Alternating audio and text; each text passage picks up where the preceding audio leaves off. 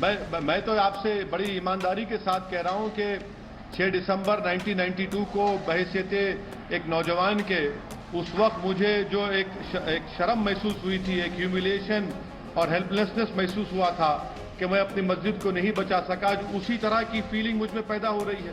जी, मैं बड़े ध्यान से असदुद्दीन ओवैसी साहब को सुन रहा था। पहली बात तो मैं बताऊं, आज सबके लिए, चाहे मैं हूं, चाहे असदुद्दीन ओवैसी हैं, चाहे आप हैं और आपके करोड़ों व्यूअर्स हैं, सबके लिए आज जय श्री राम है। ये कोई साधारण शब्द नहीं है, ये इस देश का स्पंदन है, ये इस देश का कंपन है। और मैं बताता हूं, आपका आज हैशटैग है एक थी बाबरी। आज पहली बार मैं आपके हैशटैग से एग्री नहीं कर रहा हूं, क्योंकि मैं बाबरी नामक किसी मस्जिद को मानता ही नहीं, क्योंकि कोर्ट ने भी कहा है कि एक विवादित ढांचा था। तो आज का हैशटैग होना चाहिए था एक था ढांचा, विवादित ढांचा। और याद रखिए बाबरी कैसे टूटी। No one broke Babri, no one kill Jessica वाले लाइन पे आप चल रहे थे।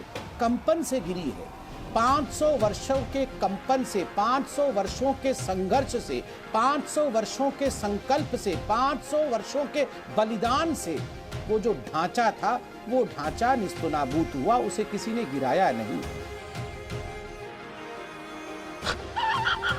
और दूसरी बात, जिन लोगों के नाम को अभी आपने उजागर किया, उन 32 लोगों के खिलाफ जिनके खिलाफ केस चल रहा था, तिल तिल करके 28 वर्षों तक उन 32 लोगों को मारने का काम किया है इस समाज में कुछ पॉलिटिकल पार्टीज ने। कांग्रेस पार्टी ने, समाजवादी पार्टी ने तो बंदूक उठा करके गर्व से कहा कि हमने 16 को मारा, अगर मौका पड़ता तो 60 को भी मार देते। बिहार में अभी चुनाव है, बिहार के तमाम लोग मुझे सुन रहे होंगे, मैं उनसे भी सवाल पूछता हूं। आज एक सवाल लालू प्रसाद यादव जी और आरजेडी से भी पूछना चाहिए।